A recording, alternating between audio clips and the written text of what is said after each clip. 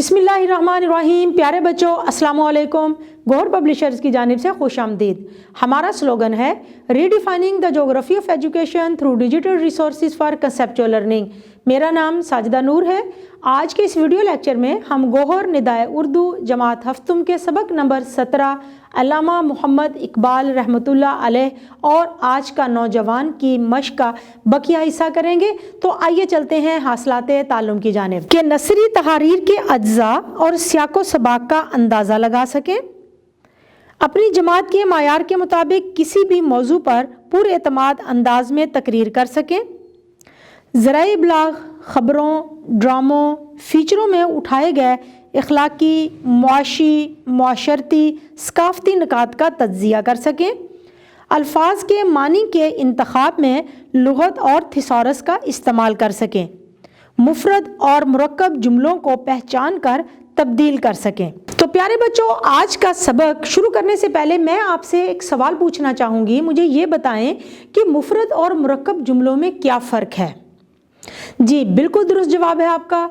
मुफरद जुमला वो जुमला होता है जिसमें एक बात की जा रही हो, मसलन मैं स्कूल जाऊंगा। और मुरक्कब जुमला वो जुमला होता है जिसमें एक से ज़्यादा बातें की जा रही हों। मिसाल के तौर पर आज मुझे छुट्टी नहीं है, मैं ज़रूर स्कूल जाऊंगा। तो इस जुमले में दो बातें की जा रही हैं। तो प्यारे बच्चों, आइए चलते हैं आज के लेक्चर की जानिब और देखते हैं कि हमारी मश्क में जो हम सवाल आज हल करने जा रहे हैं वो कौन सा है। तो प्यारे बच्चों, आज हम सवाल नंबर 5 हल करेंगे। दर्ज झेल की वजाहत करें। हमें कुछ फ़िक्रे दिए गए हैं, उनका मफहूम हमने वाज़ेह करना है। सबसे पहला फ़िक्रा है, कौम की तरक्की और तनज़्ज़ुली का इन्हसार नौजवानों पर होता है। नौजवान किसी भी कौम का एक अजीम सरमाया होते हैं। कौम के उरूज व ज़वाल का इन्हसार इसी तबका पर होता है। अगर नौजवान नस्ल बाअमल और बाकिरदार है तो वो कौम तरक्की की मनाजिल तय करती है, और अगर किसी कौम के नौजवान पस्ती का शिकार हो जाएं तो कौम भी ज़बूं हाली और इन्हतात का शिकार हो जाती है। बे यानी अगला जुमला पढ़ेंगे, उम्मत मुस्लिमा इखलाकी इन्हतात और ज़बूं हाली का शिकार है। मफ़हूम वाज़ा करते हैं। अल्लामा मोहम्मद इकबाल के कलाम को अगर गौर व फ़िक्र के साथ पढ़ा जाए तो हम देखते हैं कि उन्होंने जा बजा नौजवानों को मुखातिब किया है और उनका कलाम नौजवानों में इनकलाबी रूह बेदार करने के हवाले से है। अल्लामा इकबाल जानते हैं कि नौजवान किसी भी कौम का सबसे कीमती सरमाया होते हैं। अल्लामा इकबाल के नज़दीक उम्मत मुस्लिमा आज जिस पस्ती और इन्हतात का शिकार हो चुकी है उसकी सबसे बड़ी वजह हमारी नौजवान नस्ल का अमल से आरी होना है, हमारे नौजवान की फ़िक्र का महदूद होना है, और सबसे बढ़कर नौजवानों की ज़िंदगी का मकसद महज ऐशो इशरत का हसूल है, ना कि आला व अरफा किरदार। जी अल्लामा मुस्लिम नौजवानों की बेअमली देखकर गमज़दा होते थे। मफ़हूम वाज़ा करेंगे। अल्लामा इकबाल की शायरी का मरकज़ी मौजू नौजवान ही हैं। आपके नज़दीक उम्मत मुसलमा की ज़बूं हाली की वजह हमारे नौजवानों की तन आसानी है।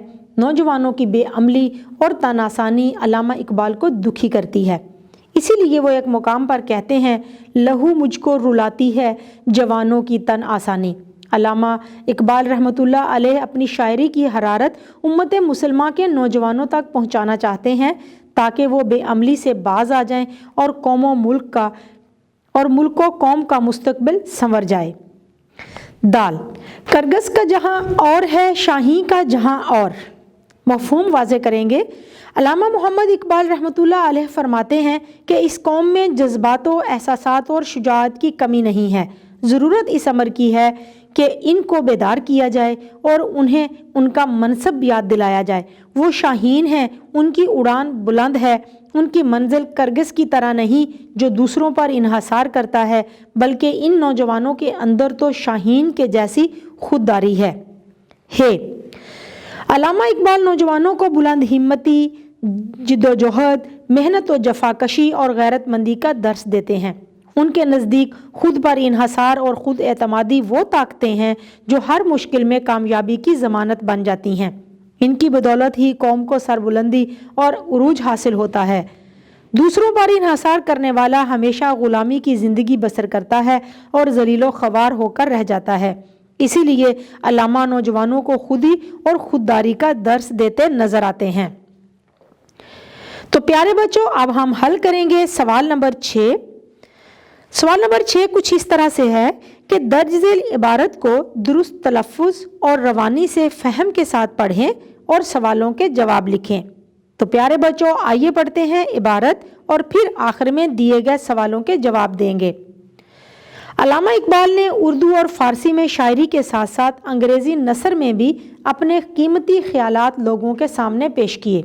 ان کی نظر تمام حوالوں سے بہت بھرپور اور گہری تھی۔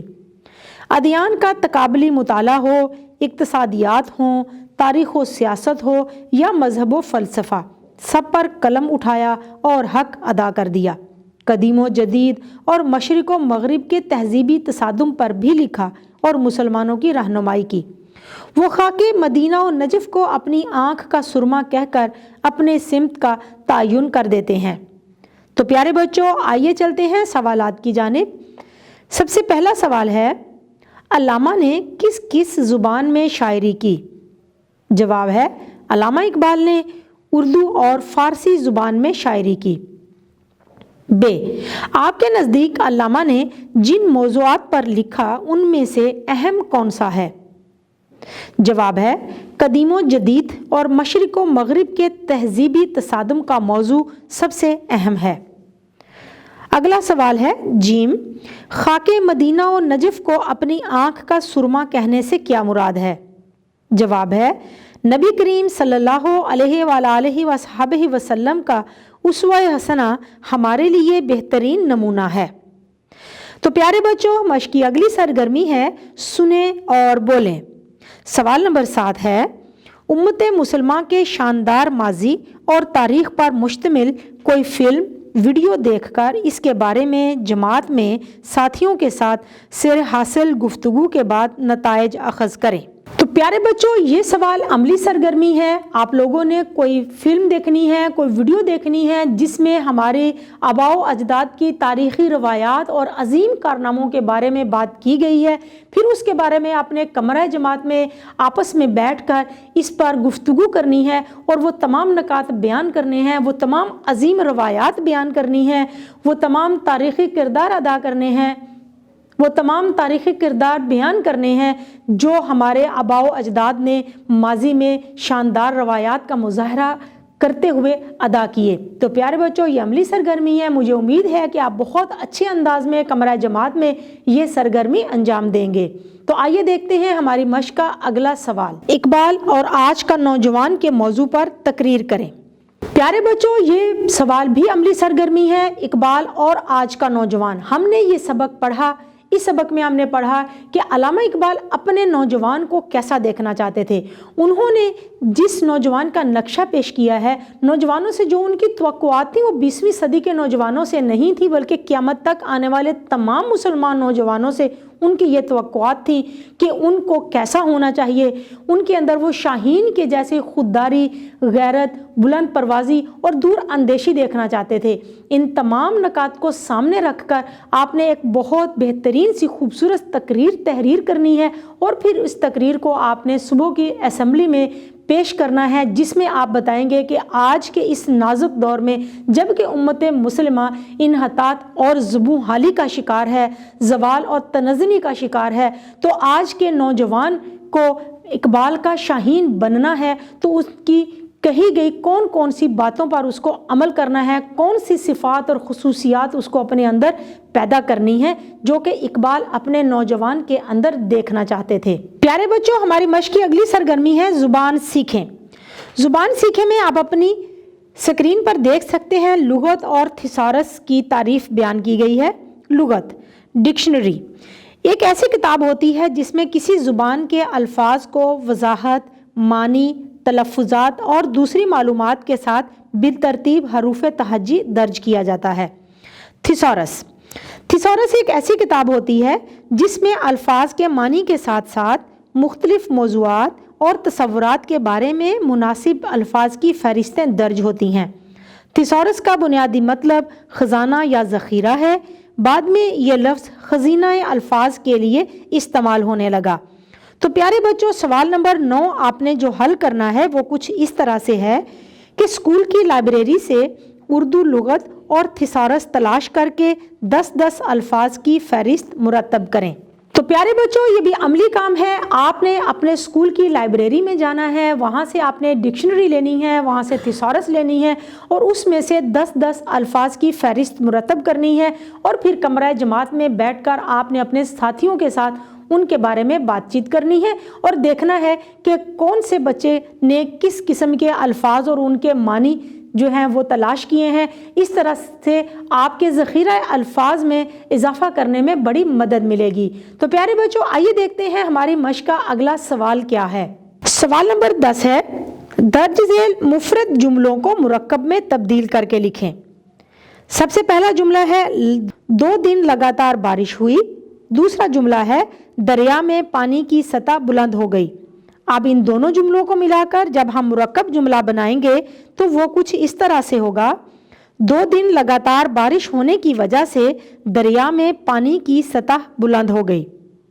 اگلے 2 جملے ہیں، ہر طرف پانی ہی پانی تھا، پوری بستی ڈوب گئی تھی۔